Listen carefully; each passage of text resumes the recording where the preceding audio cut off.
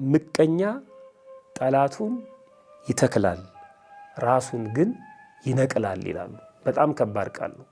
ሰው እየተመቀኘ በሄደው ቁጥር ራሱን እየጎዳ ራሱን እየነቀለ ራሱን እያጣ ነው የሚሄደው እና የተመቀኘነው ሰው ደግሞ አግባብ ባልሆነ መልኩ ስለሆነ እሱ ደግሞ እያበበ እያደገ ነው የሚሄደው ማለት ነው እና ምቀኛ ሰው የሚጎዳው ራሱን ነው የሚል መልእክት ያለው ትልቅ አባባል ነው።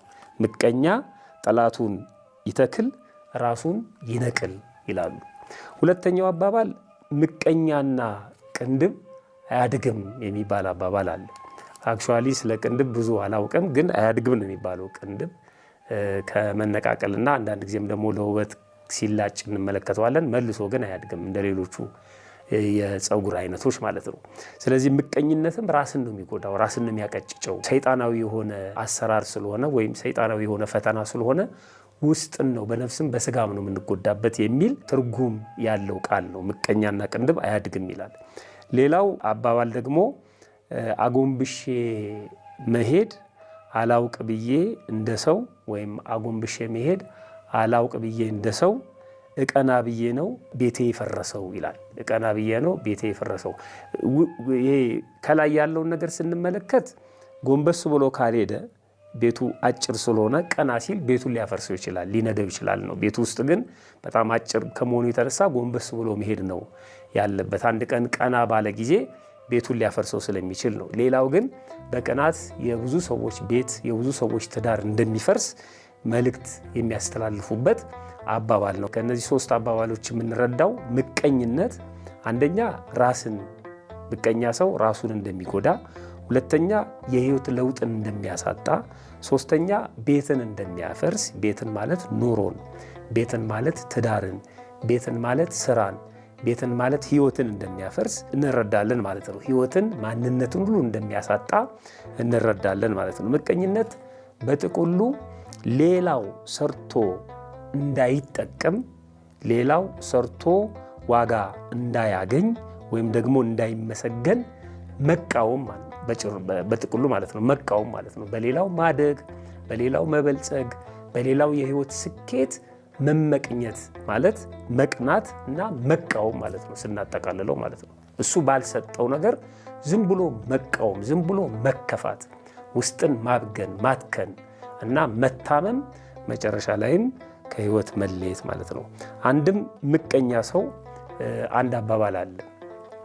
አንድ ምቀኛ ሰው ነበር ይባላል እና እግዚአብሔር ይሄ ምቀኝነቱን እንዲተው በተደጋጋሚ ይነግረው ነበር። በተለይ በባልንጀራው እንዲሁም ከሜዳ ተነስቶ ይመቀኝ ነበር እና ይቀናበት ነበር።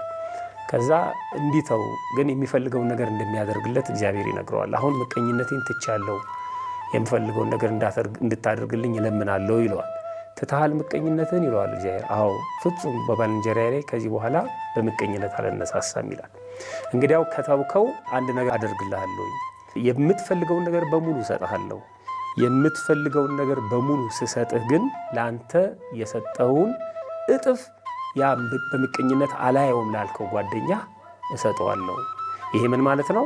አንተ 1000 ብር ስትጠይቀኝ ለአንተ 1000 ብር እሰጥህና ለባልንጀራህ ግን 2 እጥፍ አድርጌ 2000 ብር እሰጠዋለሁ።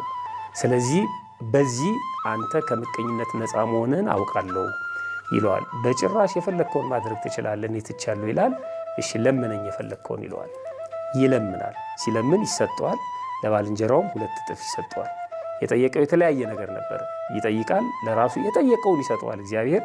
ለባልንጀራው ደግሞ የጠየቀውን 2 እጥፍ የሚሰጥ ሲሆን 2 እጥፍ ይሰጠዋል ማለት ነው።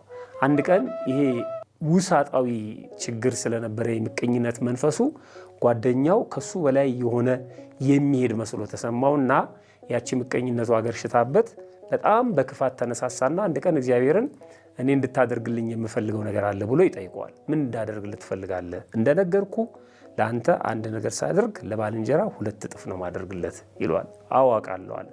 እዚህ ምን ላደርግልህ ሲለው የኔን አንድ አይኔን አጥፋው ብሎ ለመነ ይባላል። ተመልከቱ፣ የእሱ አንድ አይን ሲጠፋ የባልንጀራው 2 አይን እንዲጠፋ ማለት ነው። ምቀኛ ሰው ማለት ይሄ ነው። በራሱ መጎዳት አይደለም በባልንጀራው መጎዳት ነው የሚያስበው።